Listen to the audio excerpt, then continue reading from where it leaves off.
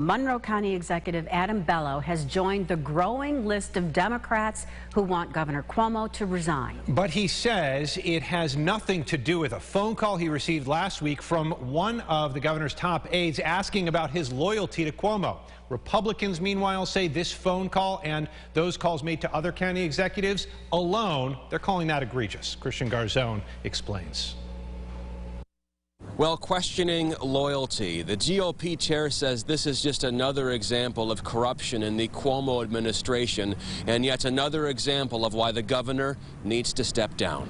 The New York Times and Washington Post are saying a longtime advisor to Cuomo, leading the state's COVID vaccine rollout, has been calling county executives to gauge where they stand with Cuomo amid the sexual harassment and nursing home scandal investigations. One unnamed county executive that happens to be a registered Democrat actually filed a complaint with the AG's Public Integrity Unit. This morning, State GOP Chair Nick Langworthy was asking if perhaps that was County Executive Bello.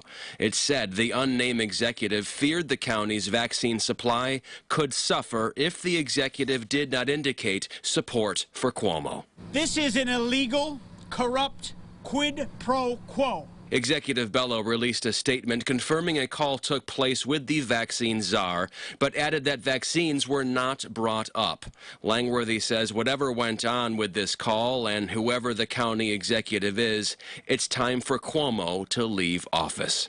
Andrew Cuomo has reached a new and despicable low, which is really saying something after all we've seen. In that same statement today, Bello called on the governor to resign, saying doing so is the only way to put people of New York first and allow our state to begin the challenging work of rebuilding the trust that has been lost in state government.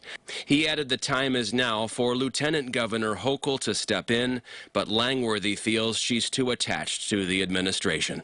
She won't answer questions. She has been silent. Langworthy also called on President Biden to change the vaccine distribution system as a result of this telephone call, saying the governor can no longer be trusted with the vaccine rollout.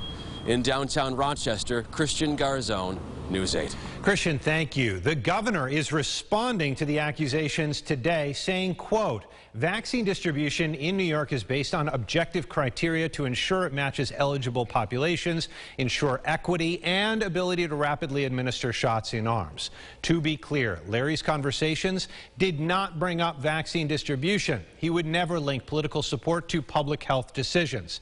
Distorting Larry's role or intentions for headlines maligns a decades-long public servant who has done nothing but volunteer around the clock since March to help New York get through the COVID pandemic. Any suggestion that Larry acted in any way unethically or in any way other than in the best interest of the New Yorkers that he selflessly serves is patently false.